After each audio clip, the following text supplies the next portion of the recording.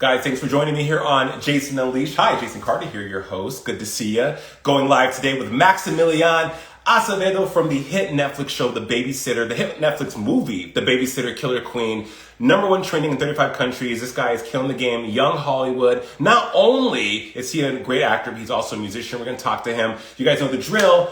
Leave comments and questions below. We'll try to get to them as soon as we can. And yeah, just waiting for Max to step into the room. It is hot as hell here in Miami. I can't handle my life right now. Like, I'm sweating here. I'm sweating. I'm gonna have like boob sweat any minute now. But Max should be coming in. Hope you guys are doing well. The week is almost over, and it doesn't even feel like the holidays. But we'll talk to Max about that. He sent a request. Maximilian.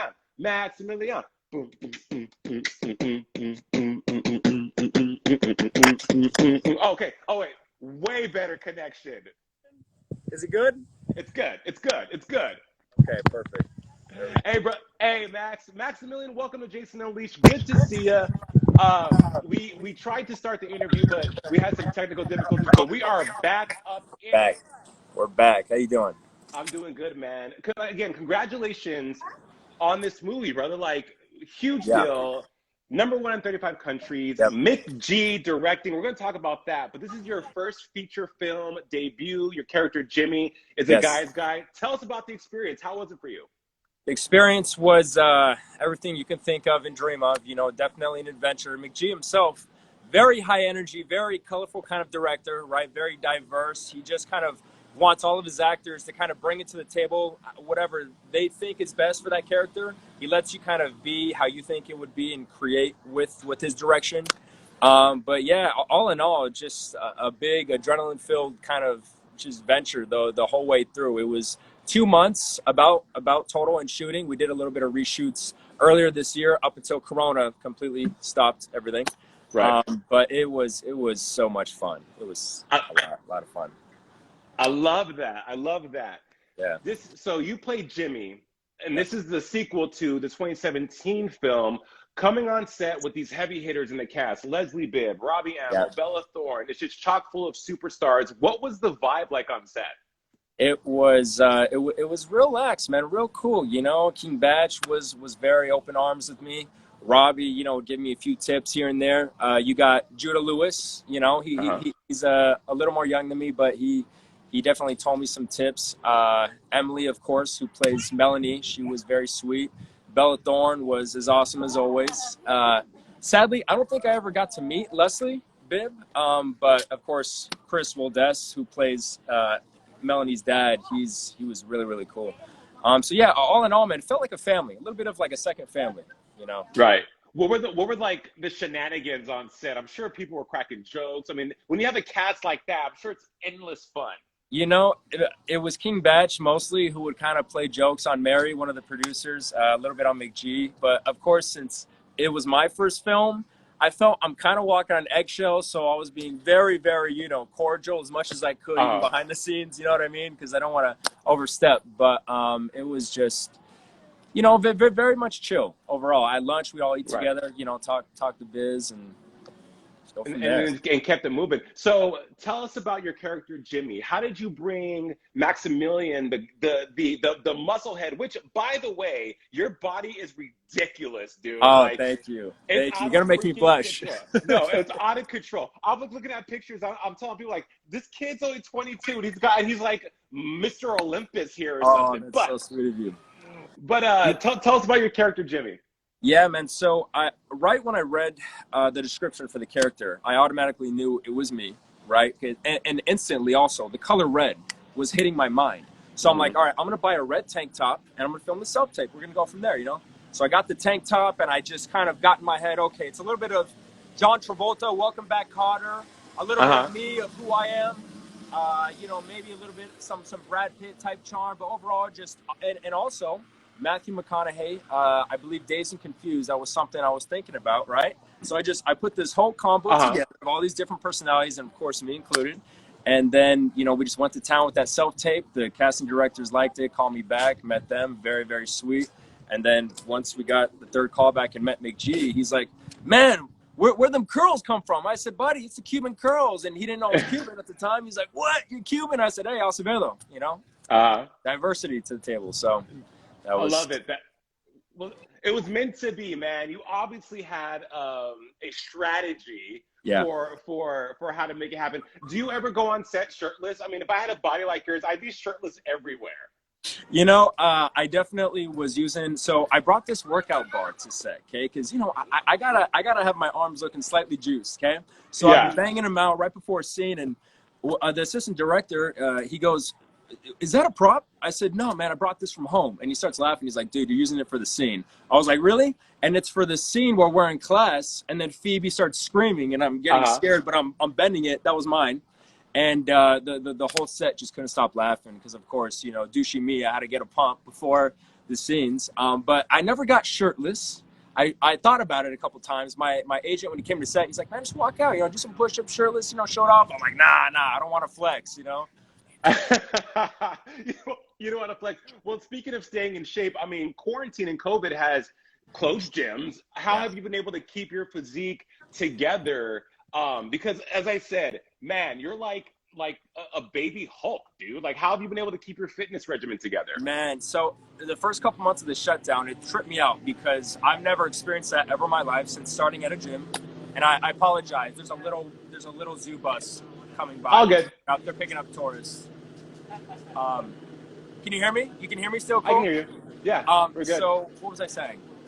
You're saying that being with COVID, you were kind of like Yeah, throwing man. loose. Yeah. So I started training a lot of body weight kind of workouts. I was hitting UCLA track and fields in Brentwood, and but then I started researching, and I found a gym opened, a very low key gym, and I found out they're open because they have a lot of therapeutic, like doctor type trainers, and they're able to just kind of, you know, go through the government with whatever type of rules and regulations they have going on, and they're able to stay open. I joined up with them, and I've been with them ever since, and that's my go-to spot. They got all the weights I need. They got my treadmills, my bikes, so I've been hitting it there.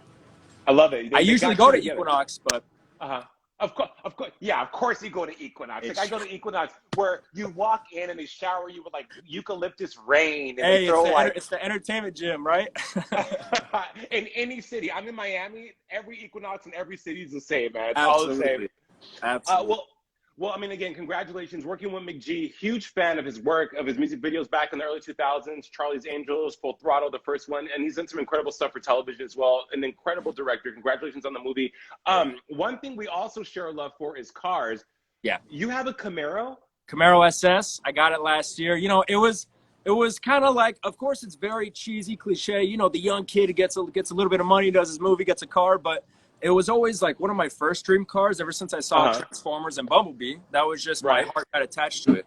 And then I would talk about with my agent how this is my first dream car. Now I got it, and I'm happy as can be.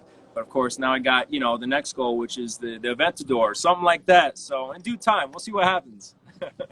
I'm not mad at you for having a Camaro SS as your first car. I'm actually going to buy a Camaro SS. So I was like, this kid's got like the V8. You can't. It's 500 horsepower.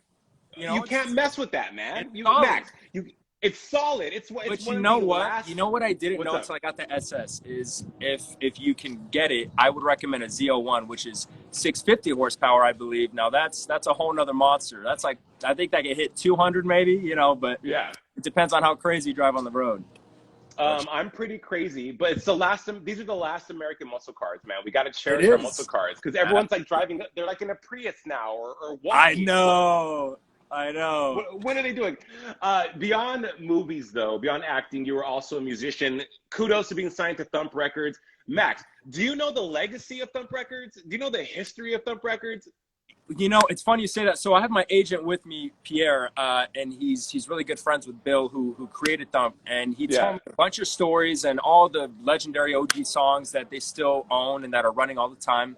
And so when he was telling me about all that, I was like, wow, like, so this is very special, you know, for me to have gotten on board with them. And on top of that, now that we're recording the first single, it's definitely a blessing. And I've never really told many people that I sing or like to sing in general, only like a few close friends. I was usually a shower singer. But, you know, just my agent believes in me in every single step of the way. And he pushed for me to make a song. And so I got a couple guys that helped write it, and we put it together, and they're it'll be coming out probably January next year. So That's incredible. So what's your style, man? What kind of music are you wanting to sing? And also, I mean, are we going to get a full album possibly in 2021? possibly, you know, that might be in the works. And I, you know, I have a very, again, I have a very colorful kind of imagination. I mean, you got people like Clever, right? So he's that upcoming rapper slash singer. He did a song with Justin Bieber. He has one with Lil Baby coming out, and then of course you have Lil Peep, which I've always loved that type of interesting new grunge type rap style. And then of course you got just Justin Bieber's style, which is phenomenal. And then I've always been a fan of Blink 182, Same. Fall Out Boy. Oh, And Fall then Out I Boy. like rap. Yo, wait. First of all, okay, you're a Fall Out Boy fan. What do you think is their best album? What's Fall Out Boy's best album? I don't. What's the name of it? I think it was like 2005 time. Underneath the Cork Tree. I believe so. Their first one, incredible. Max, Dude, why they have we not been friends? They created a style, you know. And Machine Gun Yeah. Kelly, I always thought he was a crazy rapper, but it's amazing that he's been switching up to this new emo kind of rockish style going on, and it's awesome. Mm-hmm. It's kind of bringing that type of music back, and I love it all. Cool. Well, we're excited to hear this song, man, dropping in January. That's incredible.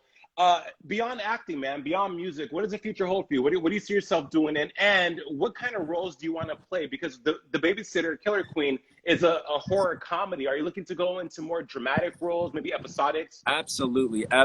Anything dramatic, anything comedic, anything heartwarming. You know, a Christmas movie, something with family love. I mean, I'm a man of diversity, but number one ultimate goal, which I don't know out there, whoever's watching or will watch this, but I will be a superhero, whether it's Marvel, DC Comics. I mean, I love it all, and I've read, you know, a couple comics here and there growing up, but I watched all the movies, Spider-Man's especially. That was what made me start falling in love. Then you got Iron Man and the Hulk.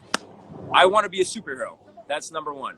And I want to be a superhero not only on screen but for kids, and that's something that we'll be talking about soon. I have a little thing going on with St. Jude's that I'll be kind of publishing soon. So that's awesome. Cool. Well, we can see. I can look. Like I said, with those guns and pecs, you got it in the bag, man. And look, they're reinventing these superhero movies. They're looking for younger heroes. So I guarantee 2 years from now we're going to see you in one of those franchises. You just spoke the future, buddy. You just spoke into existence, and I think it's going to happen. And thank you also for believing in me. You know, anyone that kind of pushes for me, I appreciate all the love, support. It means a lot. Awesome, Matt. Well, Max, thank you so much for being on Jason Unleashed, bro. Where can they find you on social media besides on Instagram? You know, I mean, I have Facebook. I have a Facebook influencer page I created, so that's slowly catching some support. And as well as besides Instagram, my IMDb, that's always, you know, something that people can go check out, look at the pictures, videos, show some support on that. That's it. Cool.